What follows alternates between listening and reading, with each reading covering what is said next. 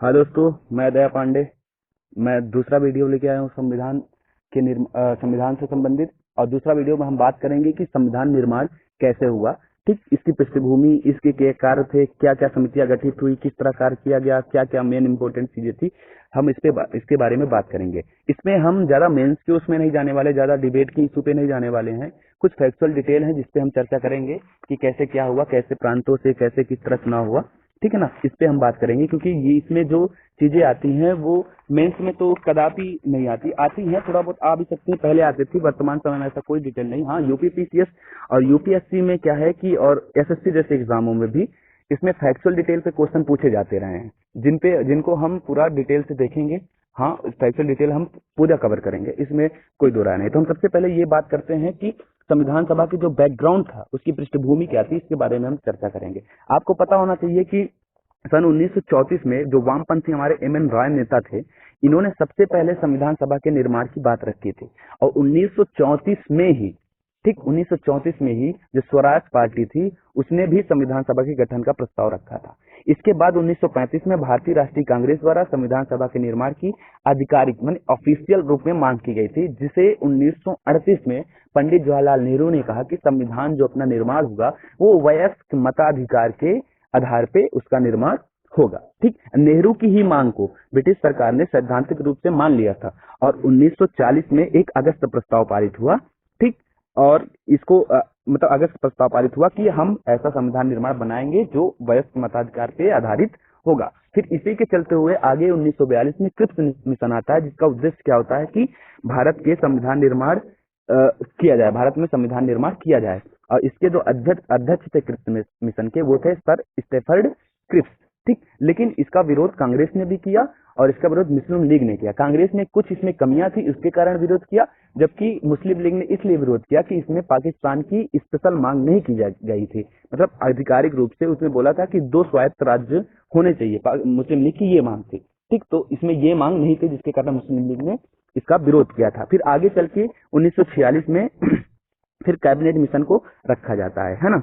तो cabinet mission किस लिए भारत भेजा जाता है कि संविधान निर्माण से संबंधित था। 1946 में कैबिनेट मिशन आता है, ठीक, जो 3 सदस्यीय होता है, जिसमें Lord Pethick Lawrence, sir Stafford Cripps और एनवी अलेक्जेंडर, ये 3 लोग इसमें रहते हैं। और इसने क्या किया कि एक जो भारतीय संविधान के निर्माण के लिए एक पूरा प्रारूप को तैयार करने के लिए तैयार किया और उसे सभी लोगों ने स्वीकार किया। इसी को ही संविधान सभा बोला गया है ना।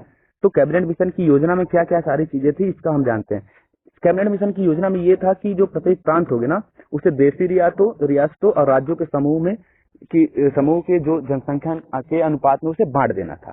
ठीक, और जनसंख्या का अनुपात कैसे थी, मतलब एक सीटें 10 लाख जनसंख्या के उस पर बांटी जानी थी। मतलब 10 लाख जनसंख्या जहां पे होगी वहां पे एक सीटें होंगी। ठीक, फिर आगे चल के संविधान सभा में कुल 389 मतलब 389 सीटों में से ब्रिटिश सरकार के प्रत्यक्ष शासन वाले प्रांतों में 296 सीटें और देशी रियासतों को 93 सीटें आवंटित की जानी थी। ठीक, 296 सीटों में जो 292 सदस्य थे वो प्रीवी काउंसिल्स मतलब प्रांतों से आने वाले थे। ठीक है, जो 11 प्रांत थे गवर्नर जनरल के उसमें से आने वाले थे और 4 सीटें चीफ कमिश्नर के प्रांतों से। ठीक, प्रत्येक में से एक एक सीटें थी।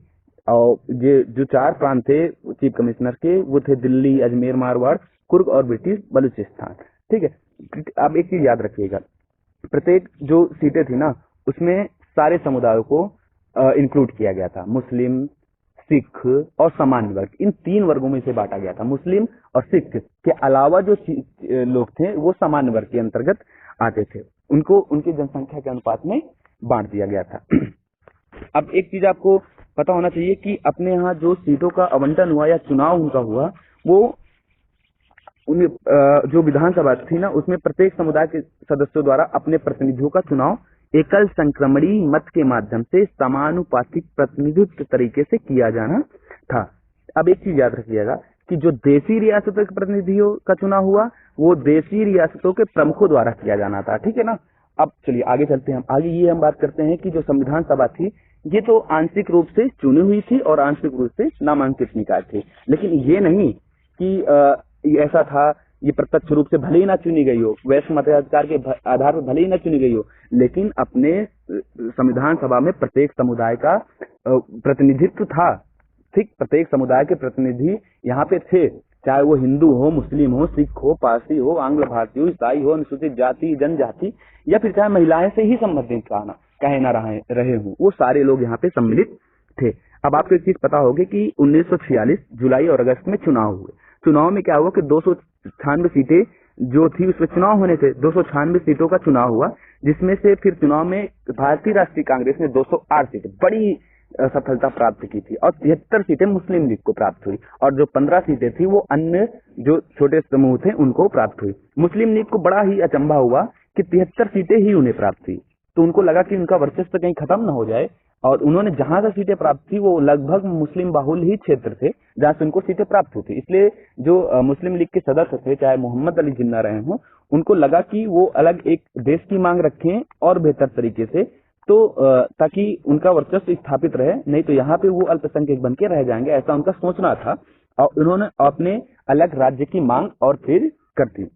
अब एक चीज आप याद रखिए कि जो संविधान सभा की कार्यावधि थी ना, संविधान सभा की जो कार्यावधि थी वो कैसी थी।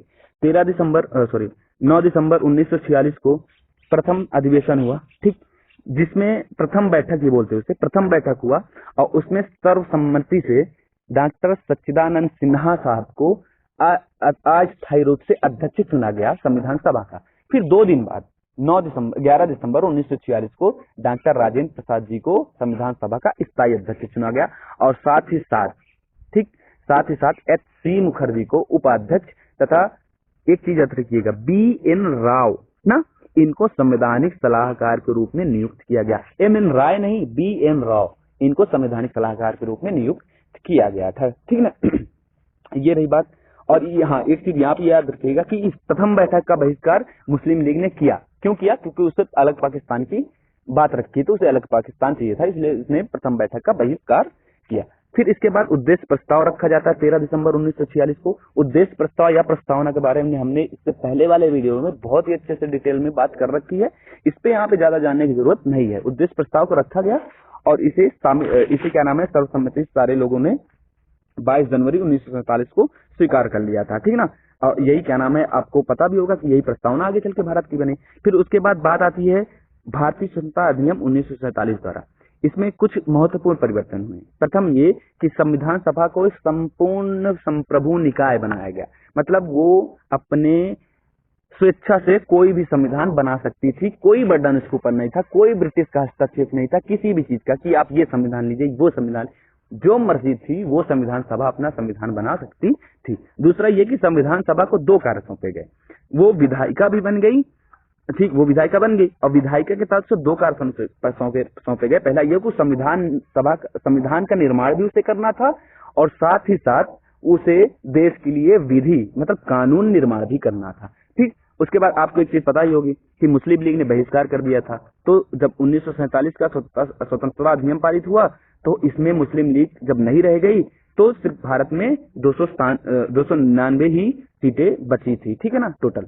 अब एक चीज जानिए कि संविधान सभा ने कुछ और भी अन्य महत्वपूर्ण कार्य किए, जैसे कि 22 जुलाई 1947 को राष्ट्रीय ध्वज को अपनाया गया, मई 1949 को राष्ट्रमंडल में भारत की सदस्यता को ग्रहण किया गया, 24 जनवरी 1950 24 जनवरी 1950 को ही राष्ट्रीय गान, राष्ट्रीय गीत और डॉक्टर राजेंद्र प्रसाद को प्रथम राष्ट्रपति के रूप में चुना गया था। ये तीनों चीजें 24 जनवरी 1950 में हुई थी। राष्ट्रीय गान अपनाया गया, राष्ट्रीय गीत अपनाया गया और अपने जो प्रथम राष्ट्रपति थे डॉक्टर राजेंद्र प्रसाद जी को राष्ट्रपति के रूप में चुना गया था। ठीक, अब आपको एक चीज पता ही होगा कि जब हमने संविधान निर्माण किया तो 2 वर्ष 11 महीने 18 दिनों में संविधान सभा ने कुल 11 बैठकें की। ठीक, और 11 बैठकों में उसने संविधान निर्माताओं ने अपने जो अपने संविधान निर्माता थे बहुत ही अनुभवी थे।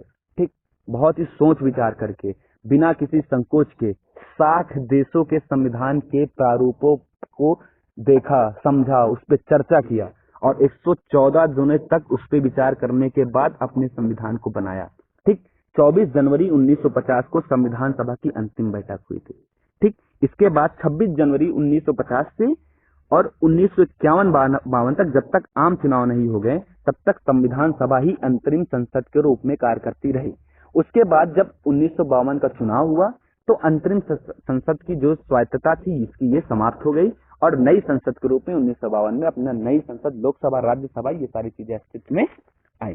ठीक, अब आपको एक चीज पता होगा कि संविधान सभा में जब बना तो उसमें कुछ समितियों के द्वारा कार्य किया गया था। समितियां आज भी हैं, आपको पता होगा।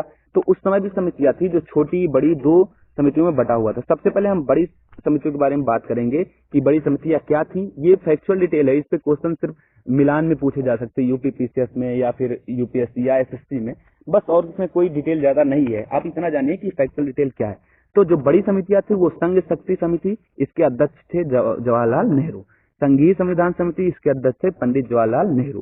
प्रांतीय संविधान समिति थे, इसके अध्यक्ष थे सरदार वल्लभ भाई पटेल। प्रारूप समिति थे, इसके डॉक्टर बी आर अम्बेडकर इसके अध्यक्ष थे। इसी तरह के अलावा मूल अधिकारों की अल्पसंख्यक जो संबंधी परामर्श समिति थी, इसके अध्यक्ष थे डॉक्टर सरदार वल्लभ भाई पटेल। इसी तरह बहुत सी समितियां थी बड़ी समितियों में, जिसमें ज्यादा जानने की जरूरत नहीं। हाँ, ये कुछ इंपॉर्टेंट समितियां थी जिसके बारे में हमने चर्चा कर ली। छोटी समितियों में भी समितियां थी, जैसे कि संविधान सभा के कार्य संबंधी समिति, इसके अध्यक्ष जीवी मालवंकर साहब। कार्य संचालन समिति डॉक्टर के.एम. मुंशी। ठीक, इसी तरह क्या नाम है, राष्ट्रीय ध्वज समिति तथा सदर संबंधी तदर्थ समिति जो थी, डॉक्टर राजेंद्र प्रसाद जी को इसका अध्यक्ष बनाया गया था। अब एक चीज याद रखिएगा, ये तो रही बात यहाँ पे इसकी। अब हम बात करेंगे इस समितियों में जिससे क्वेश्चन हमेशा पूछे गए हैं। आपको याद होगा कि प्रारूप समिति से, अगर आपने previous year question paper SSC के या फिर क्या नाम है यूपीएससी के या फिर यूपीपीसीएस के देखे होंगे, तो प्रारूप समिति से क्वेश्चन पूछे गए हैं और डॉक्टर भीमराव अंबेडकर इससे जुड़े रहे हैं तो उनसे भी क्वेश्चन पूछे गए हैं। ठीक, तो इसके बारे में थोड़ा सा हम डिटेल ले लेते हैं कि प्रारूप समिति क्या थी।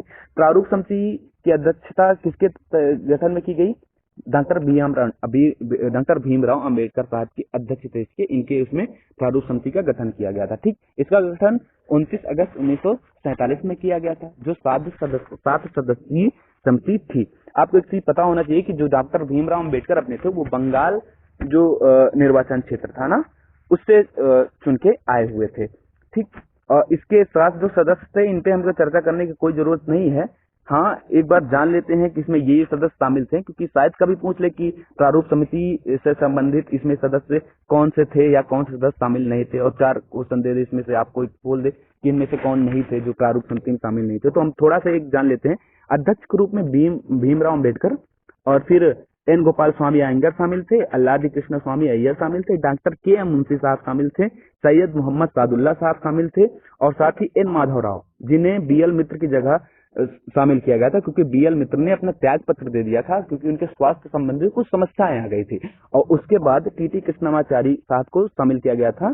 क्यों? क्योंकि इनको डीपी खेतान साहब की जगह पे शामिल किया गया था। 1948 में डीपी खेतान साहब की मृत्यु हो गई थी, जिसकी जगह पे टी.टी. कृष्णमाचारी साहब को शामिल किया गया था। एक चीज आपको पता होना चाहिए कि संविधान सभा में वाचन 3 वाचन हुए ना, प्रथम वाचन, द्वितीय वाचन, तृतीय वाचन। जो प्रथम वाचन था वो 4 नवंबर 1948 से 9 नवंबर 1948 तक चला था। ठीक, जो द्वितीय वाचन था वो 15 नवंबर 1948 से 15 अक्टूबर 1949 तक चला था, और तृतीय वाचन 14 नवंबर 1949 से 26 नवंबर 1949 तक चला था। ठीक है, जिसमें कि बहुत से डिबेट हुए, डिस्कशन हुए, है ना। उसके बाद the constitution settled by the assembly be passed, यह प्रस्ताव डॉक्टर भीमराव अंबेडकर द्वारा 26 नवंबर 1949 को पारित कर दिया गया। अब आपको एक चीज पता होगा कि जब 26 नवंबर 1949 को अपना संविधान जब अपनाया गया तो संविधान की प्रस्तावनाओं में 395 अनुच्छेद थे, 22 भाग और 8 अनुसूचियां थी। बट आगे चल के आपको पता है कि 12 अनुसूचियां हो गई। अनुच्छेद भी अभी 395, लेकिन उसके उप अनुच्छेद बनते चले गए। ठीक, तो वर्तमान में 445, 48, 450 तक अनुच्छेद अपने इसमें हो चुके हैं। इसके बाद 26 जनवरी 1950 को के बाद अपना क्या नाम है पूर्ण रूप से संविधान को लागू कर दिया गया। एक चीज याद रखिएगा डॉक्टर भीमराव अंबेडकर साहब के बारे में कि इन्हें संविधान के पिता या भारत के संविधान के पिता के रूप में या फिर आधुनिक मनु की संज्ञा डॉक्टर बी.आर. अंबेडकर साहब को दी जाती है। ये चीज जरूर याद रखिएगा। थैंक यू दोस्तों। हम लोग ने आज बात की कि संविधान सभा के निर्माण के संबंधित क्या कैसे पृष्ठभूमि थी, क्या थी, इसके बारे में हमने चर्चा की। ये आपसे हमने पहले ही बताया था कि फैक्चुअल डिटेल पे आधारित है। आप लोग थोड़ा ध्यान से सुनिएगा तो आपको कुछ अच्छे पॉइंट्स इसमें मिल जाएंगे। ठीक, बहुत बहुत शुक्रिया। अब हम आगे बात करेंगे कि संविधान की विशेषताएं क्या क्या है, कैसे हैं। चलिए, बहुत बहुत शुक्रिया, धन्यवाद।